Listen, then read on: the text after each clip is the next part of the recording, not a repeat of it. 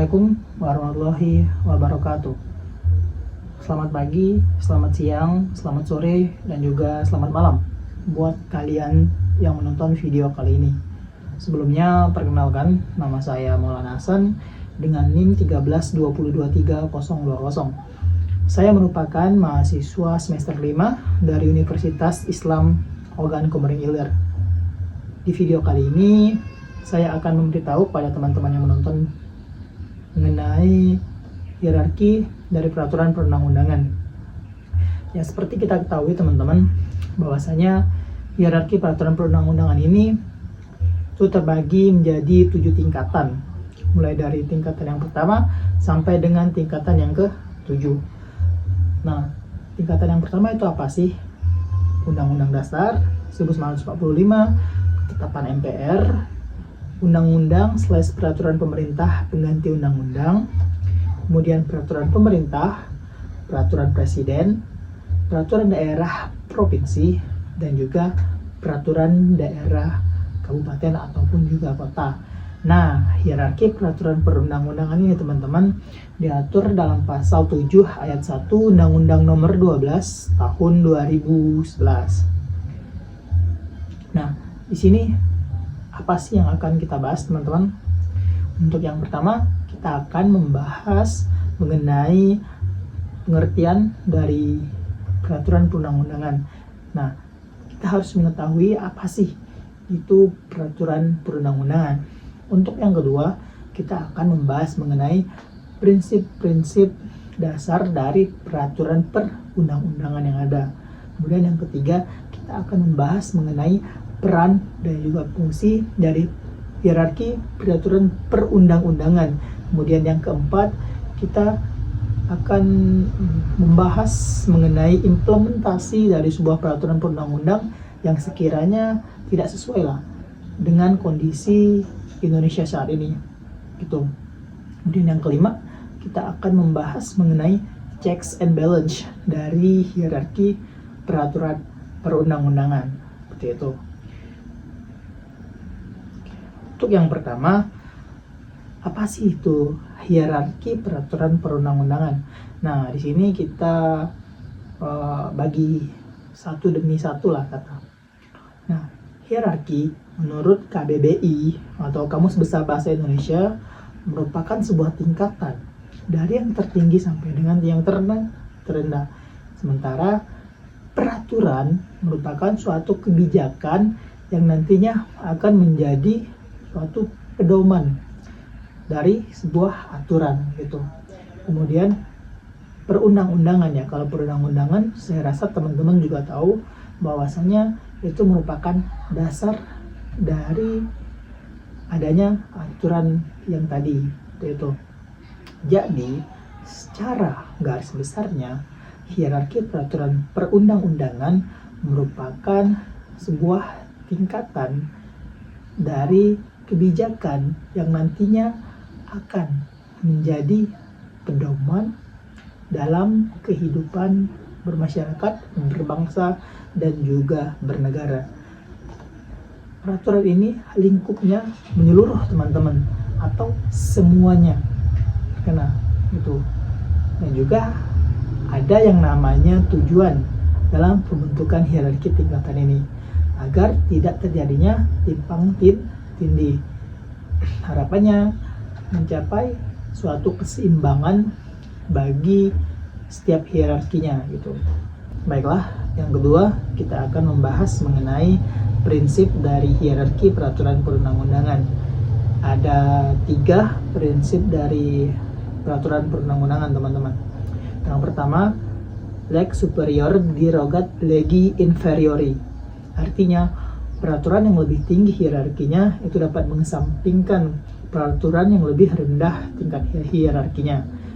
Seperti contoh, ketika ada pertentangan mengenai suatu kebijakan antara Undang-Undang Dasar 1945 dengan peraturan pemerintah, maka Undang-Undang Dasarlah yang akan digunakan.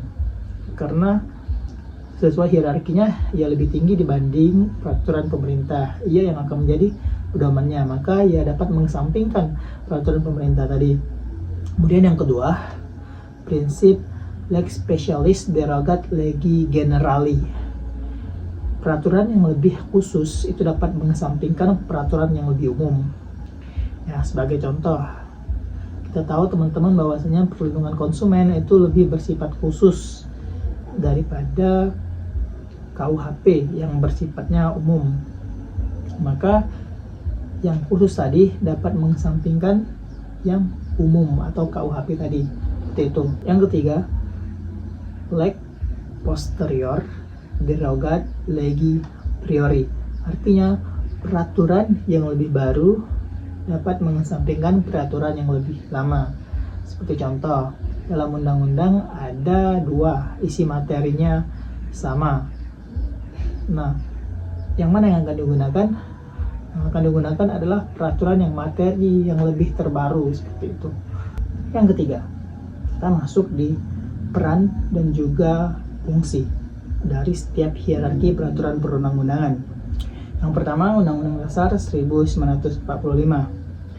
Ia berperan sebagai sumber dari segala sumber hukum.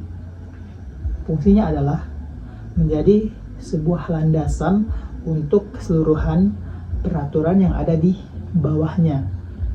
Ia juga menjadi pedoman dalam penyelenggaraan suatu kebijakan negara, sehingga nantinya diharapkan akan menjamin satu hak-hak yang mendasar bagi setiap kehidupan bermasyarakat, berbangsa, dan bernegara. Yang kedua, ketetapan Majelis Permusyawaratan Rakyat. Ia memiliki peran sebagai penjabaran lebih lanjut dari hierarki pertama tadi, yakni Undang-Undang Dasar 1945. Fungsinya adalah menetapkan, mengubah, menambahkan, dan juga menjadi suatu landasan dalam sebuah pembentukan undang-undang. 3. Undang-undang/peraturan pemerintah pengganti undang-undang. Kita bagi menjadi 2 ya. Undang-undang memiliki peran sebagai mengatur dari hak dan juga kewajiban serta kepentingan yang sifatnya itu nasional. Perannya sebagai penjabaran lebih lanjut dari hierarki sebelumnya, termasuk ketetapan MPR dan juga Undang-Undang Dasar, namun ia lebih ke arah teknis itu. Kemudian peraturan pemerintah pengganti undang-undang. Perannya adalah sebagai sebuah aturan yang akan dibuat, yang notabene ya dibuat secara mendesak gitu, atau kepentingan regulasi yang cepat gitu. Yang keempat, peraturan pemerintah. Peraturan pemerintah mempunyai fungsi sebagai aturan dan juga pelaksanaan lebih lanjut mengenai undang-undang secara lebih rinci agar kemudian dapat diimplementasikan dalam kehidupan bermasyarakat, berbangsa, dan juga bernegara gitu. Perannya adalah menjalankan dan juga melaksanakan undang-undang secara teknis dan juga operasional gitu. Yang kelima, peraturan presiden. Ia memiliki peran sebagai instrumen penyelenggaraan pemerintah yang sifatnya fleksibel, menyeluruh. Ia memiliki fungsi sebagai penjabaran lebih lanjut dari undang-undang dan juga peraturan pemerintah yang kita jelaskan di nomor 3 dan juga 4 tadi. Tuh. Yang keenam dan juga yang ketujuh kita satukan saja karena ia hampir sama, yaitu mengatur perda provinsi dan juga perda kabupaten gitu. Ia memiliki peran sebagai aturan yang mencakup urusan pemerintah tingkat provinsi dan juga tingkat kabupaten. Fungsinya sebagai instrumen kebijakan untuk melaksanakan otonomi daerah, alat pembangunan, serta untuk menciptakan ketertiban dan juga ketentuan hukum yang lingkupnya provinsi maupun juga kabupaten. 4. Ini mengenai implementasi dari hierarki peraturan perundang-undangan. Kita bahas satu persatu. Untuk Undang-Undang Dasar 1945 ada contoh implementasi yang kurang baik, yakni dalam pasal 28E ayat 3 mengenai kebebasan berpendapat itu akan dijamin. Namun pada faktanya ketika seorang mahasiswa berpendapat melakukan demonstrasi, terkadang ada aksi-aksi yang sekiranya kurang manusiawi. Nah, pertanyaannya adalah di mana rasa keadilan dalam peraturan tadi? Seperti itu. Kemudian yang kedua, ketetapan MPR. Terjadi implementasi yang kurang baik pada pasal 11 ketetapan MPR tahun 1998 mengenai penyelenggaraan negara yang bersih dalam KKN. Korupsi, kolusi, dan juga nepotisme. Namun dalam praktiknya sampai sekarang korupsi, kolusi, dan juga nepotisme itu masih terjadi. Ya, teman-teman merasa atau tidak? Yang ketiga, undang-undang/peraturan pemerintah mengganti undang-undang. Contoh yang tidak sesuai dengan kehidupan saat ini, yakni mengenai suatu kebijakan yang digunakan demi kepentingan pribadi. Ada oknum lah, kita nyebutnya oknum, dia mengganti undang-undang tanpa persetujuan dari MK atau melewati Mahkamah Konstitusi. Dan itu sifatnya tidak manusiawi karena ia mencakup kepentingan pribadi tersendiri. Yang keempat, peraturan pemerintahan. Undang-Undang Nomor 17 Tahun 2010 tentang penyelenggaraan dari pendidikan. Terkadang ada suatu oknum dalam setiap sekolah yang meminta uang siswanya secara paksa.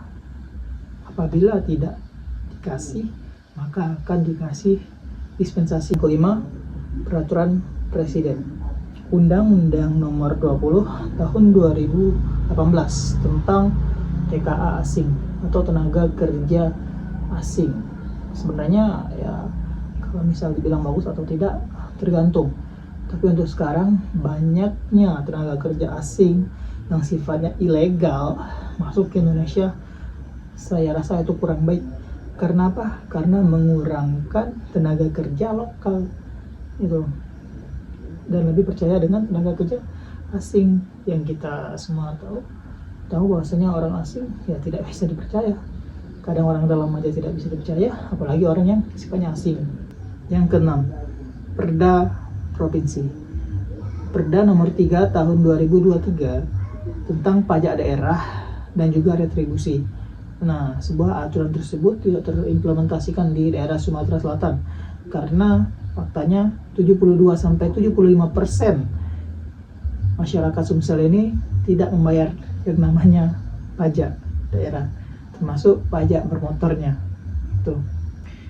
Kemudian yang ketujuh, Perda Kabupaten.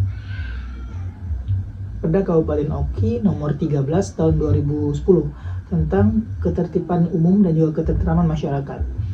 Kita lihat teman-teman, di kota kita Kayu Agung ini terdapat banyak ya pedagang PKL yang di trotoar. Nah, itu tanda tanya. Kenapa? Karena kita tahu bahwasanya trotoar itu tempatnya untuk berjalan kaki, bukan tempat untuk orang berjualan. Tuh. Yang kelima, checks and balance dalam peraturan perundang-undangan. Checks and balance adalah mekanisme dalam sistem hukum dan pemerintahan untuk memastikan keseimbangan kekuasaan dan mencegah penyalahgunaan wewenang dalam konteks peraturan perundang-undangan di Indonesia. Checks and balance berfungsi untuk menjaga kesesuaian antara peraturan yang lebih tinggi dan yang lebih rendah dalam hierarki hukum dari peraturan perundang-undangan. Terdapat 3 lembaga yang berwenang melakukan checks and balance, yakni eksekutif, legislatif, dan juga yudikatif. Yang pertama, legislatif. DPR atau MPR membuat undang-undang, mengesahkan undang-undang, mengawasi pelaksanaan undang-undang dan juga kebijakan pemerintahan serta mengatur anggaran negara. Yang kedua, eksekutif, presiden atau kepala pemerintahan.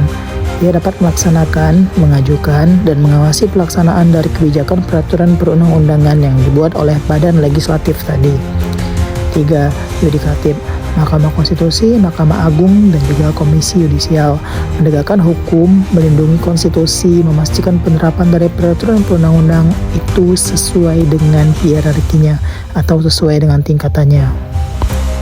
Contoh penerapan ketiga pilar dalam checks and balance peraturan perundang-undangan. Presiden selaku badan eksekutif memerlukan persetujuan DPR atau MPR atau legislatif untuk mengesahkan aturan yang terbaru dalam pelaksanaan undang-undang.